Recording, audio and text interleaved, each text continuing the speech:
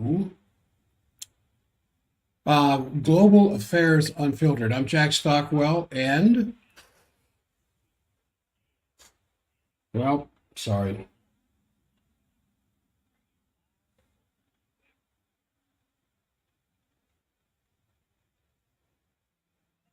One of these days we'll get that timing down. One of these days. Anyway, good morning. It's July the 28th, 2025. Now in my 31st year of broadcasting, and I am deeply appreciative of K Talk Radio for letting me piggyback on them now as I try to get a stream audience going. I'm still in the developmental stages of it. I have several other things I'm working with that take up a lot of time, but it's my intention to fully develop this. Um, I have been offering my services at half price during the month of July to the K Talk audience as a thank you. I have, I think well, this is the last week. I have two spots left, only two spots. We have a very full schedule all the time, and just two spots remaining. You would need to call 801-523-1890. At least come in for a consultation. If you decide you don't want to do it, or I decide this isn't really my area of expertise, we can still chat for half an hour and we'll still be friends. But this is the last week and time's running out and there's just two spots left. There is somebody, Hannah, I believe, is manning the phones right now anyway.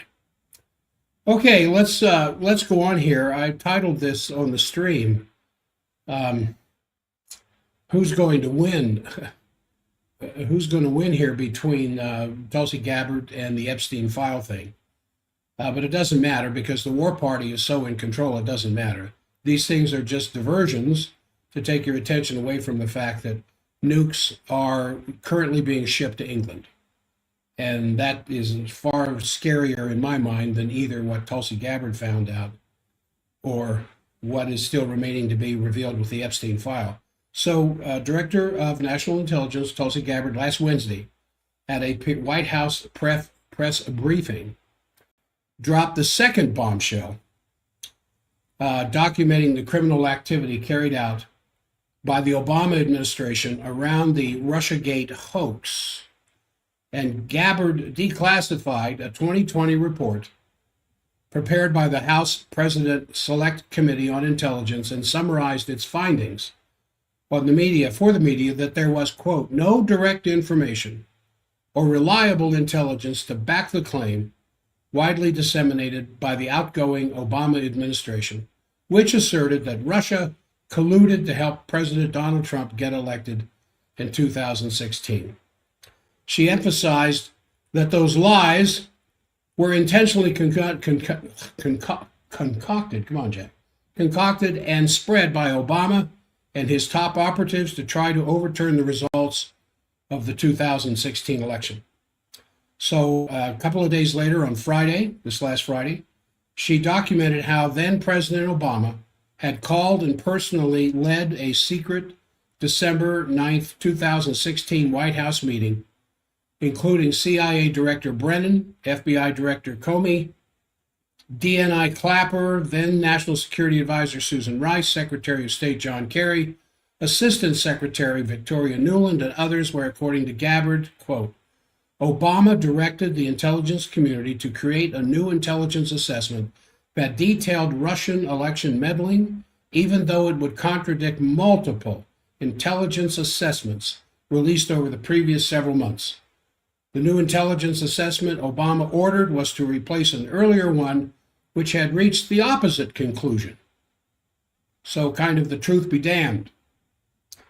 So, in her latest revelations, Gabbard also unmasked details of the role of the psychologically unstable and abusive Hillary Clinton, as well as the significance of the discredited Steele dossier funded by the Clinton campaign and prepared by MI6 operative Christopher Steele. Now, the hysteria about Gabbard's double bombshell revelations in the well, today's liberal press, attest to the fact that they really struck home.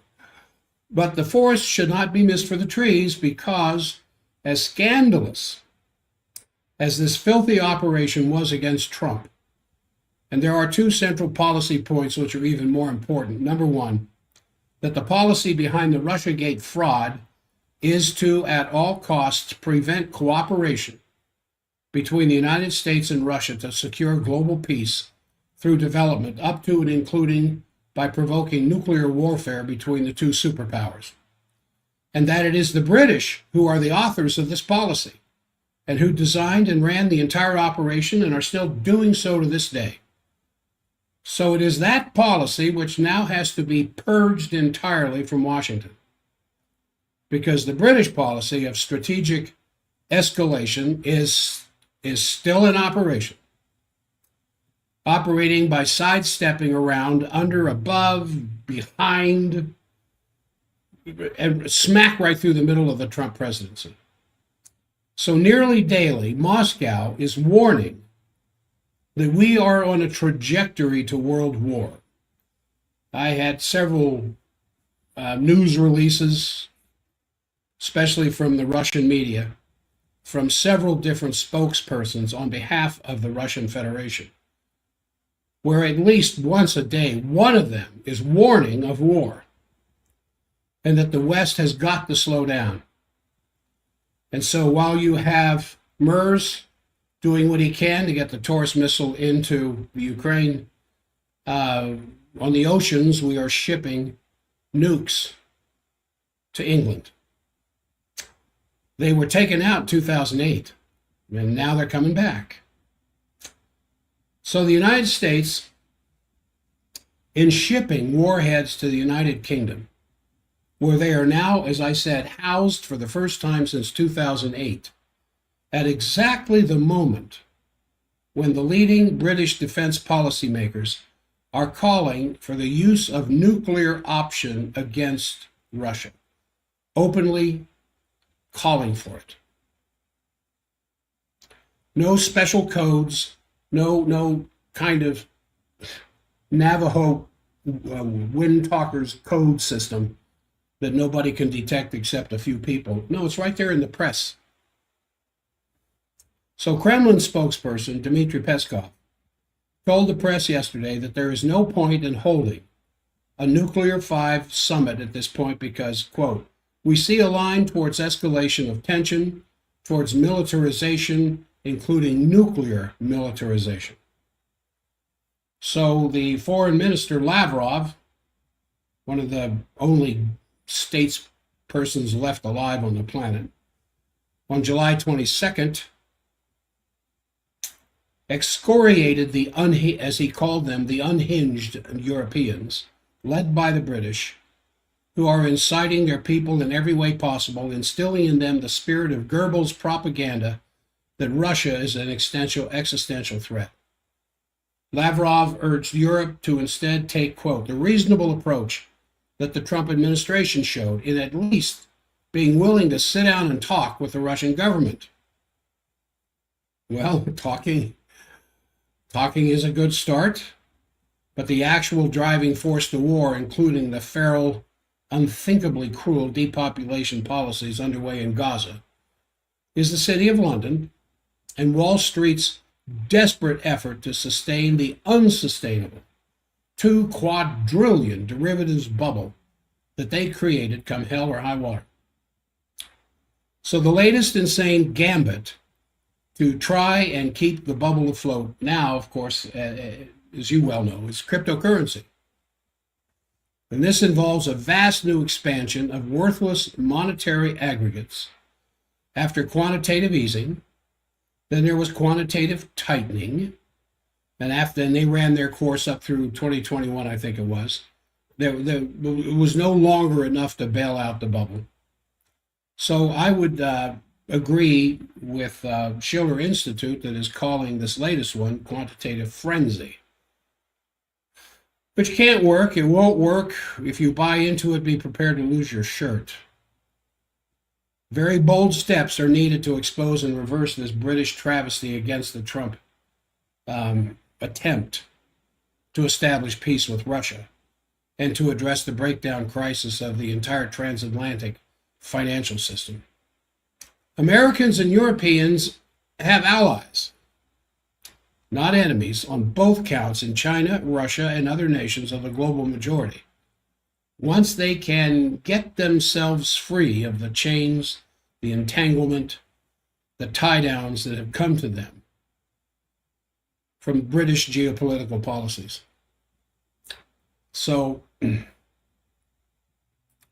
I wanted to start off with what is going on here and what Trump had to say about Tulsi Gabbard's definitive proof of the Obama gang crimes. Now here you have in front of you, not hidden, not obfuscated like the Watergate stuff was. You have everything right now in front of you through the national intelligence, through Tulsi Gabbard, and what is going to happen with Pam Bondi in charge of the Department of Justice. I haven't seen any grand juries called. I haven't seen any indictments. And the same thing goes with Epstein. So you have these two major issues taking up the majority of the news releases, the news press. Why, as I have always said, whenever you see something as shocking as these two things are, there's always something going on behind them. I mean, that's how the deep state that has complete control of Washington, probably more so now than 8 years ago when Trump went in the first time. This is how they operate. And they obfuscate, they hide, they misdirect, they lie in order to maintain the power of the war party. You can't sell implements of war if you don't have a war. And because those budgets go into the trillions, our defense budget, it's the monster that must be fed first before anything else. Now, President Donald Trump met with the press in the Oval Office here just less than a week ago. Of course, now he is in Europe, in Scotland. But just before he went to Scotland, he was meeting with the Philippine President, Marcos. And he was asked about the recent revelations by Director of National Intelligence, Tulsi Gabbard, of the Obama administration's efforts to undermine Trump in 2016. And Trump replied, interestingly enough, at length. I have a transcription here of some of his comments. He said this: "She caught President Obama absolutely cold. Tulsi Gabbard, what they did to this country in 2016 going up to 2020, they tried to rig an election, which they did succeed in doing in 2020. I think they should be punished for that. When we caught Hillary, I let her off the hook. But after what they did to me, it's time to go after people. Obama has been caught directly. His name is in the papers. His name is on the papers. He signed them. They said everything to be highly classified, but now they've been released. What they did in 2016 and in 2020 is criminal at the highest level."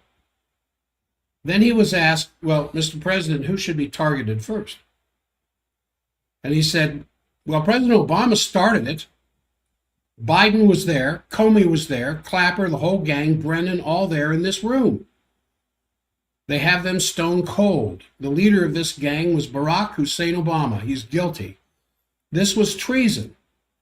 They tried to steal the election, to obfuscate the election. Never seen anything like it. Tulsi told me she has thousands of more documents. It was Obama's idea with help from crooked Hillary. She spent $12 million for Christopher Steele to write a report that was a total fake, a made-up fiction. Even the crooked press refused to publish it before the election. Even the failed New York Times, that they could see it was BS. It was over 2 months before it was put out, and had little impact by then. We caught Hillary, Obama, Susan Rice. The names are all there. Take a look at it.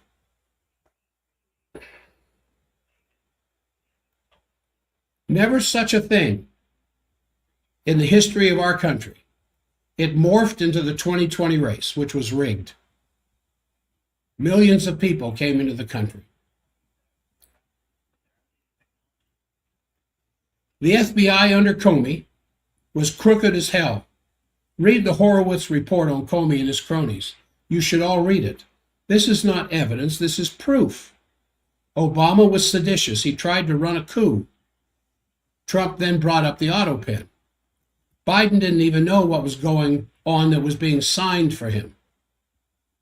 One example, the pardon of all the people on the unselect committee, meaning Cheney, Kensington, Schiff, all the scum.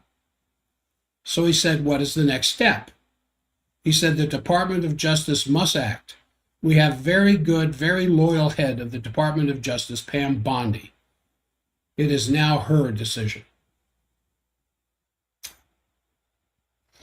So what's going to happen? I mean, all the hubbub, a few months ago about the Epstein file. Oh man, we got it now. We got a stack of stuff. We got photos. We got tapes. We got video. We've got testimonies. How many indictments have you seen? And I'm not trying to sound pessimistic. It's just that this is the power of the deep state. This is the deep state caught by the short hairs. I think last week I made the comment. I always thought it was interesting when Nixon was doing all his, his behind the scenes stuff in the Oval Office, taping his discussions with the other people that were with him, like he was using the tapes in order to blackmail those that were participating in what they were doing for the cover-up, which, of course, compared to what's going on now is nothing. It's like somebody spiking the punch at the church Christmas party compared to what these scandals that are going on now. But I always wonder why he would bother taping all this stuff unless he was using it as insurance against those who were participating in the criminal behavior that he might need down the road. And I thought, well, why would Obama write all this stuff out back then and then sign it and then keep these papers? And why didn't they get redacted? I mean, when Tulsi Gabbard got her hands on this stuff, there had to be whistleblowers from the inside. I haven't heard any whistleblower names, but there had to be people on the inside that knew about these documents that supplied them to Tulsi. After all of the fanfare and everything else has been associated with all of this.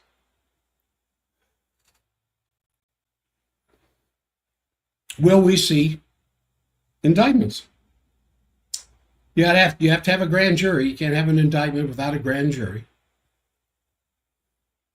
And if there are documents reversing what national intelligence said just a few weeks earlier, signed by President Obama there in December of 2018.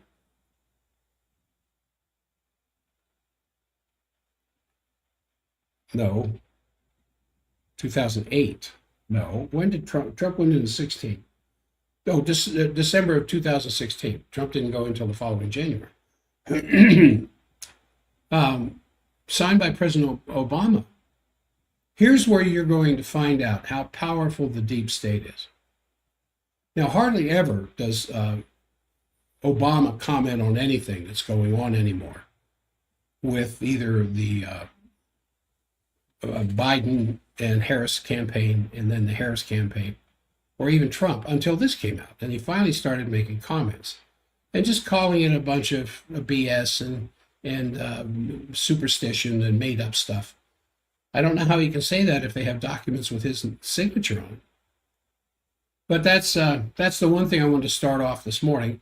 It's only a 1 hour program this morning, and it'll only be a 1 hour program tomorrow. The health show will be 2 hours. For those who are just tuning in now, I wanted you to know I've got 2 spots left in my schedule for this week for those who I'm offering what I do for half price for the K-Talk audience.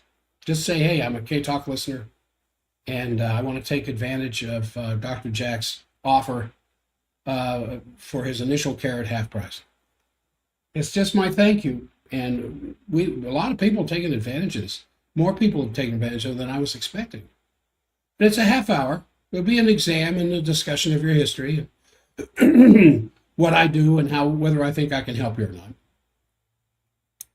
We've had some very powerful cases just this last week of just serious decade-long migraines and already getting great relief, and locked up frozen shoulders and torn labrum in the hip joint, responding powerfully to what we do. So you call 801-523-1890. Just tell Hannah will probably be answering the phone that you want to sit down with me for a little while and talk about whether I can help you or not. And if I can't, we'll still be friends. All right, some other things I want to talk about is this some celebrations going on with the 80th anniversary of the Potsdam Declaration. I mean, it's quite important to think about this, because on the one side, the Potsdam Conference, at least on the surface, was an effort to try to reestablish some order after the chaos of the Second World War. But a closer look at the events of those days reveals exactly the duplicity which the whole strategic situation is suffering from today. Truman, while on the one side talking about the Potsdam process, which had the nominal topic of peace order and the geographical, political reordering of Germany after the Second World War to get German life and German industry back up and operating again so the German people can have an economy. But while he was talking about it during the actual Potsdam Conference, he gave the order to bomb Hiroshima. Somehow after August 3rd, when the weather would get better, was his instruction. And 3 days later, they did.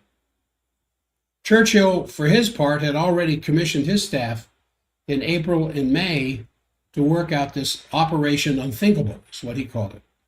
So while they were, on the one sense, talking about reordering after Second World War, the restructuring and the rebuilding of war-torn Europe, not just Germany, they were actually preparing for the Cold War. And it happens to be that on that particular beginning of the Potsdam process, Stalin was 1 day late, and so Truman and Churchill took the occasion to drive through the bombed-out streets of Berlin. Potsdam is a suburb, kind of a sort of a suburb of Berlin. So these two are driving through the bombed-out city, and if you, like me, you watch these World War II documentaries, how the Nazis lost the war, what happened the last 100 days, Operation Barbarossa,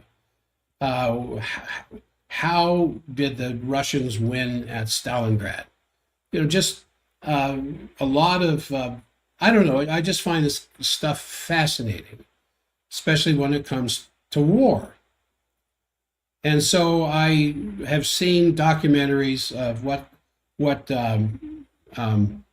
Dresden looked like, what Hamburg looked like. Hamburg was bombed even more than Dresden, and what Berlin looked like by the time the Soviet army, Zhukov and the boys, showed up there in Berlin. And it's just rubble. I mean, it was completely, utterly in ruins. And all the streets were filled with rubble. And as I watched a documentary on the last 100 days of the Second World War, what you can see in the documentary is this unbelievable destruction. Just bombs falling, destroying cities, refugees everywhere, all the terrible scenes of war. And then if you look at the discussion that's going on today about getting Germany war ready from their defense minister Pistorius, or the Rearm Europe program of the European Union, you kind of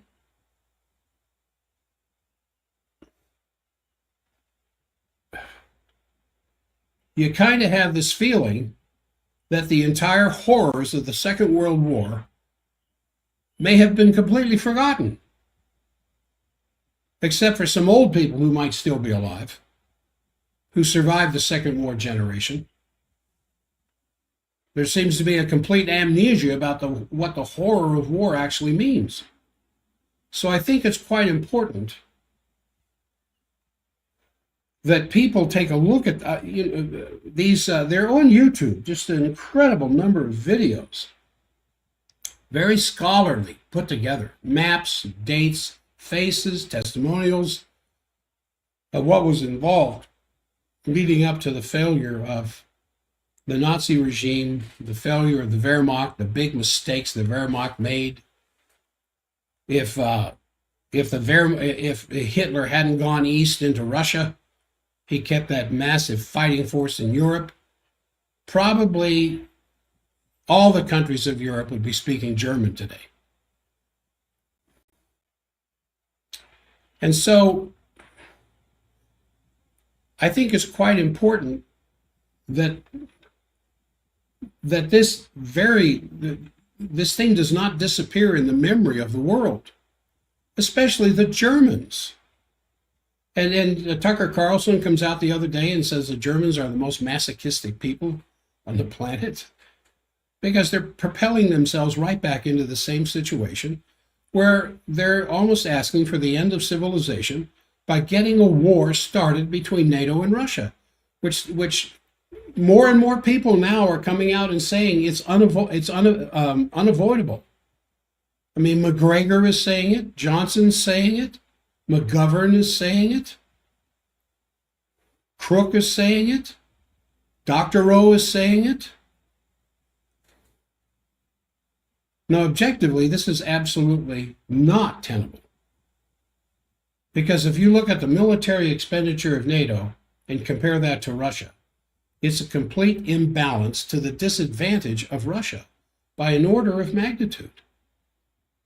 So the idea that Russia is preparing a war of aggression is really ludicrous.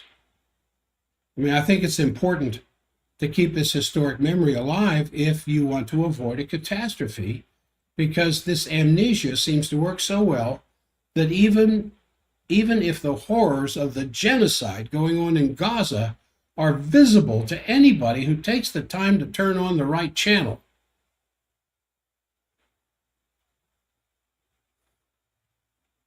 and in the recent period, there's more and more of it starting to be covered now by Western media.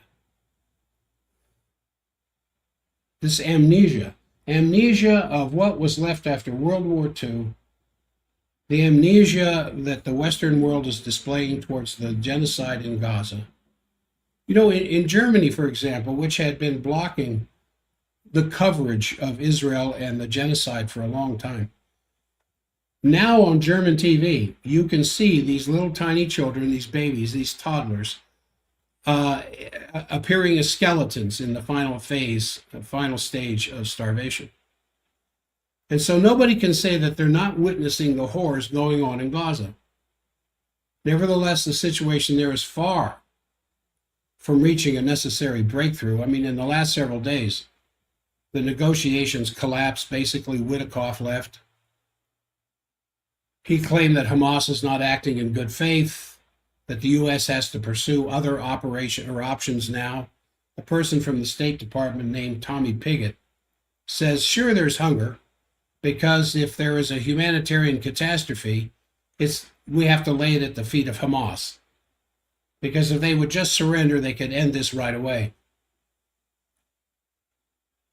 Obviously, Macron, and this is the big news, has announced that he wants to recognize statehood for Palestine. There's a lot of mixed reactions to this, but the Palestinian Authority, of course, welcomed it. The Saudis, Qataris, other Arab states also sort of welcomed it. Francesca Albanese did not think this amounted to a whole lot. But the reality is the horror show goes on. Haaretz, for example, has an article in which they say the Israeli government is pursuing a policy of deliberate starvation.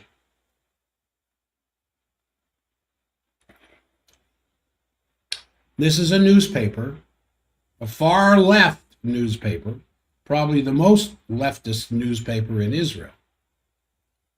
But Israel has something, even in their despicable condition today, that we are lacking here. They have freedom of speech and they have freedom of the press. We used to. Now you can get in a lot of trouble for saying what's going on, and a lot of trouble for printing what's going on. Now, what Haaretz is showing is that basically the Israeli government is following a policy of complete horror so that the remaining people in Gaza will finally be convinced to leave. Then the Knesset has voted in a non-binding vote that Israel will now annex the entire West Bank. Can you imagine the government of Mexico in Mexico City's legislature? I don't know if they have a democratically, I don't know if they have a parliament or what. But imagine the Mexican government annexing the entire Rio Grande Valley. And just telling Texas, Arizona, New Mexico, California, hey guys, we know how to solve the border problem across the Rio Grande. We're just going to annex a 20-mile section north of the Rio Grande into Texas, New Mexico, Arizona, and California as ours. That's what the Knesset, the parliamentary government of Israel, has just voted in a non-binding vote. Well, the West Bank doesn't belong to the West Bank was Syria. The West Bank was there. It was Palestine. I should say that the West Bank is Palestine. Jerusalem is there, Samaria, Judea, all the great places of Jesus and his ministry, the Sea of Galilee, the Jordan River, all of this stuff is in the West Bank, and it's Palestine. And there were under the direction of the UN, multiple Palestinian settlements were set up in the West Bank. And if you've been following my show or you're following the news or other programs, you know that acre by acre, Israel has gone over there and started taking the land away from the Palestinian people. And they are armed to the teeth, and the Palestinians aren't. So the Israeli citizens are winning. And there's thugs, there's gangs, they're beating. I mean, even an American citizen was recently beat to death by some of these Israeli gangs trying to take over the West Bank. And so all of a sudden last week, the Knesset says, oh, hell, let's just take the whole damn thing. So on the side of mobilization against that, Brazil has now joined the suit in the International Court of Justice against Israel. More than 100 non-governmental organizations and humanitarian organizations are demanding an immediate ceasefire.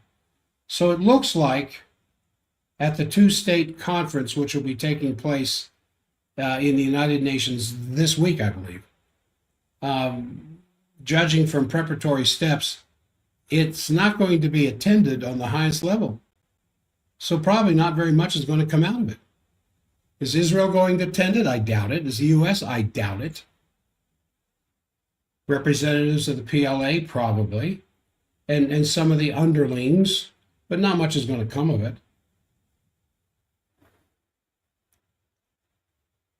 And this isn't the only catastrophe.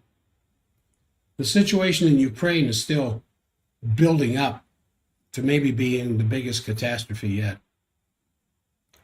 The Russians are making massive headway on the battlefield.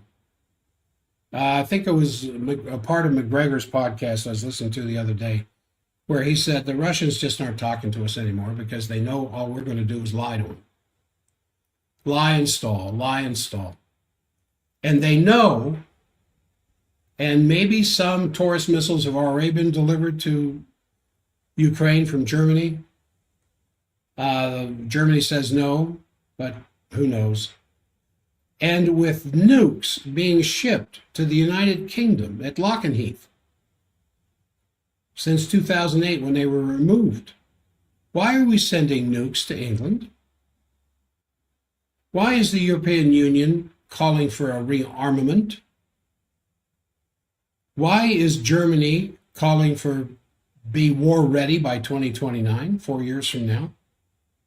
Who are they all planning on going to war with? Well, of course, Russia. And so, what's left to Putin, since Russia has control of the air over the Ukraine, is just to expand the ground war. And they're moving kilometers every day. And they will shortly be at the Dnieper River. And if Kyiv hasn't ousted Zelensky by then, I suspect some of those southern arm of that army is going to move north into Kyiv. Because the Russians, they're just not sitting still waiting for some talks to take place when they've already made their point clear what their demand is. And when you are winning the war and you are a nuclear capable country, why in the world would you sit down and backtrack? So the signs that several Western governments are preparing the ouster of Zelensky is continuously going on. The situation is unfortunately still extremely dangerous because the German foreign minister, Vadeful, says the Ukraine will soon have long-range missiles capable of reaching deep into the territory of Russia, hinting, of course, at the Taurus, but not being explicit. Why is the Taurus so important as compared to the Atacams and the THAAD and the other missiles that we have? Is because the Taurus is capable of carrying and deploying a nuclear bomb. And it has great flight variability. And it's easy to control it. And it's got anti-jamming equipment in it.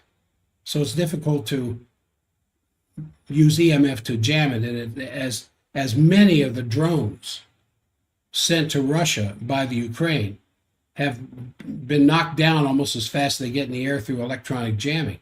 The Taurus can evade all that stuff. And so you have the German foreign minister, the Lavrov of Germany, and I only say that in the sense of describing the position he's in. He's certainly no Lavrov. Says we will shortly be having long-range missile capability in the Ukraine. He didn't say Taurus, but he hinted at it. Now, how's Russia going to take this? And this is why several pundits, several writers say that war with Russia, between NATO and Russia, is inevitable. Well, war with Russia by NATO is already going on. That's what's happening in the Ukraine. Ukraine just happens to be the geographical location of the war. The war isn't Ukraine against Russia. That war is over with. It's the United Nations against Russia. The United Nations and the United States against Russia.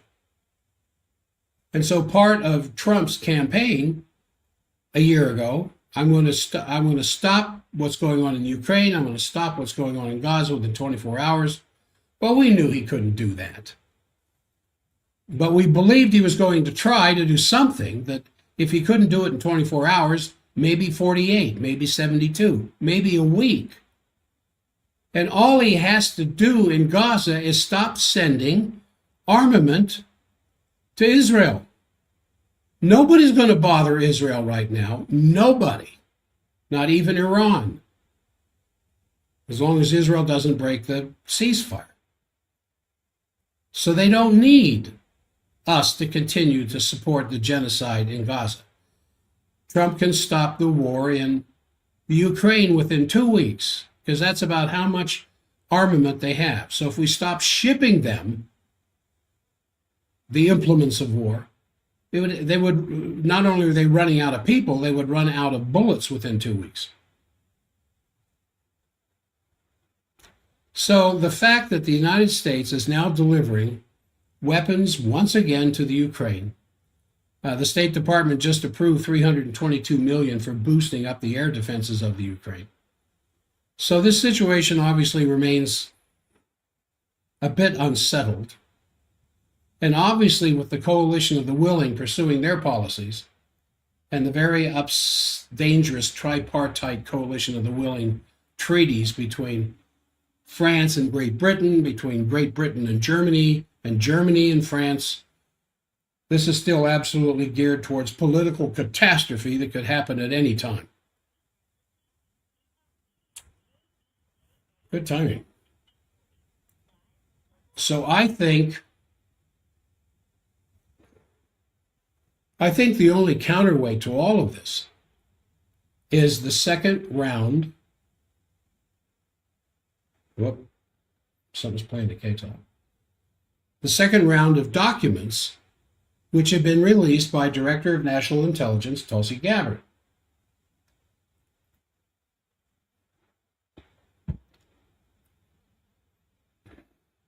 The first batch, as you know, revealed that Russiagate was completely in operation by the Obama administration.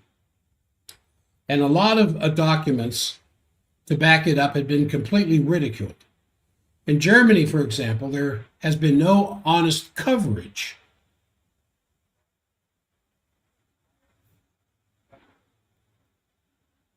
There's been no honest coverage in Germany of Tulsi Gabbard's revelations. No coverage at all. There was no honest coverage. First, there was no coverage, and then after only several days, only saying that Obama said it was ridiculous and that there's nothing to it. In France, apparently, the coverage was somewhat more objective, but there's a clear effort by the mainstream media to downplay it even in France. Now, Tulsi Gabbard did release a second large batch of documents. And what's that mean? When the news says she released them, she turned them over to the Department of Justice. She turns them over to Pam Bondi. And I think this is the battle which will determine the fate of the United States. Because if it turns out that the accusations made by Tulsi Gabbard are indeed backed up by facts, it does require a rewriting of the entire history of the last several years of the United States. Because, one comment coming from a relevant Russian was that all the sanctions that were the result of Russiagate and all things associated with it need to be lifted.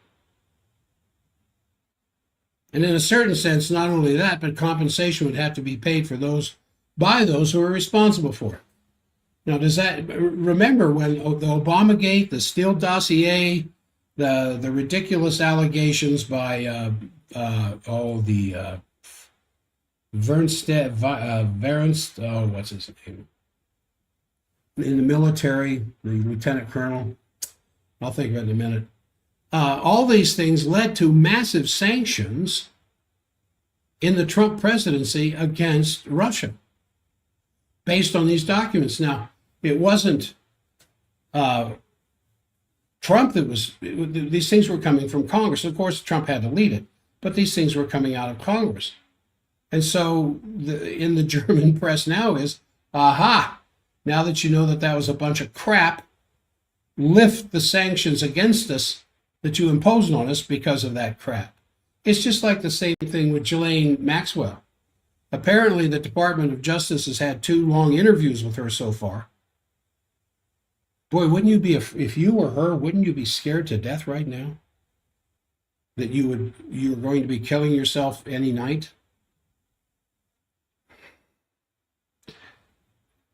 And now, that we're being we're being told there's nothing to it, shouldn't she be released? I mean, it was trafficking. The reason she got 20 years was because of trafficking. Is the trafficking independent of the Epstein papers?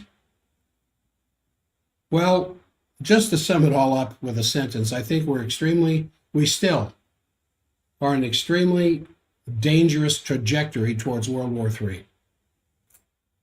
And so many Americans are simply sleepwalking. Just sleepwalking. I know you're not. I know you, and I know in various areas you don't agree with everything I'm saying, and I wouldn't expect you to. I think we agree in some major points. I still have some conversations with some friends who think I'm overplaying the anti-Israel position that I take. And I'm not anti-Israel, I'm just anti-genocide. I don't like little 2-year-old children lining up at food trucks, having an IDF sniper shoot them in the head. And there's plenty of evidence of that by very reliable sources, the doctors who take care of these children. Well, of course, there's not much to care for once a 7.65 millimeter went through their head. I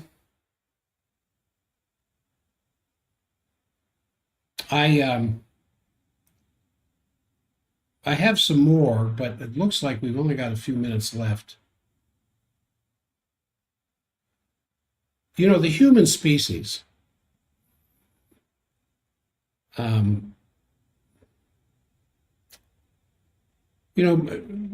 my dream for mankind is that we get out of our adolescent stage and get into the adult stage.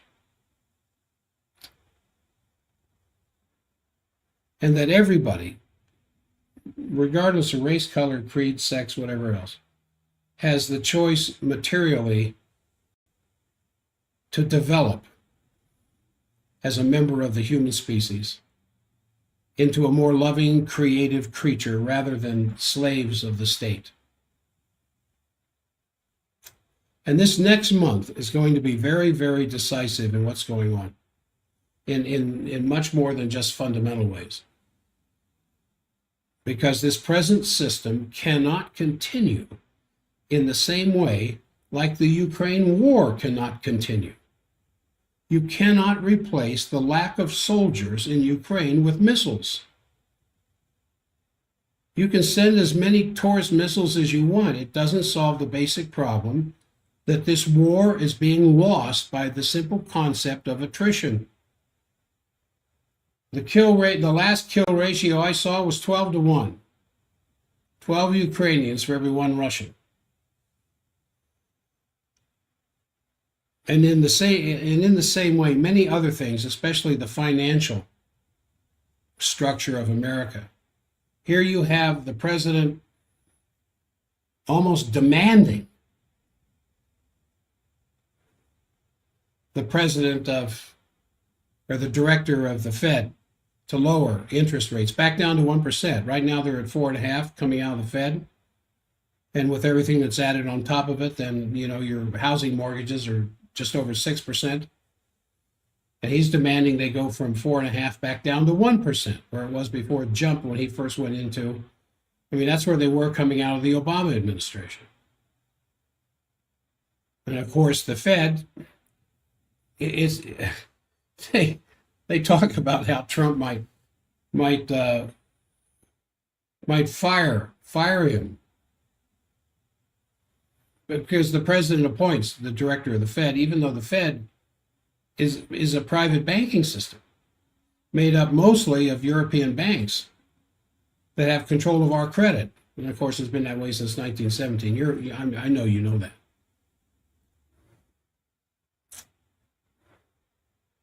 And so we have these different dynamics all coming together. And man, August, the dog days of August, but also how many wars have started in August. in the history of the planet. And Russia has to wind up things really quick because towards the end of August, beginning of September, is the monsoon period for that part of Europe where Ukraine is located, where the roads turn back into mud again. And then they can't do anything till winter when the roads are frozen. And who wants to fight in freezing cold? And we've seen this for 3 years now. So we either have to move humanity into a new era of cooperative existence or face the fact that we may not exist. So my appeal, my interest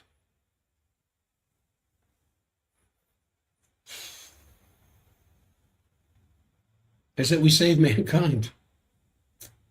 One other thing I meant to mention, I forgot about the Justice Department forming a strike force for the Gabbard referrals. A lot of the media on Wednesday evening last week reported a statement by Attorney General Pam Bondi that the Department of Justice was forming a strike force to handle the newly released documents. A strike force. I mean, you got to love that military analogy. And few of the reports treat the prospects for action very seriously. National Review, while describing former CIA Director John Brennan strongly soliciting false intelligence conclusions after the White House meeting, cites a 5-year statute of limitations, which it claims would cover the relevant offenses. It says Gabbard's report did not allege specific criminal conduct. That's interesting that the first thing out of Director Brennan's mouth would be, aha, statute of limitations, statute of limitations. Fox News said a reminder that CIA Director John Ratcliffe in early July sent a criminal referral to the FBI for Brennan regarding the details of the 2017 Intelligence Community Assessment demanded by Obama at the White House meeting was actually created by 5 agents handpicked by Brennan, some of whom protested that what they were being told to do had no basis. And this included eventually incorporating the discredited Steele dossier into the CIA. The Fox News said this: the review conducted under Ratcliffe this year and declassified in early July. Looks like K-Talk has gone to the news. So K-Talk, you can still hear me. I'll be back tomorrow. To my locals, the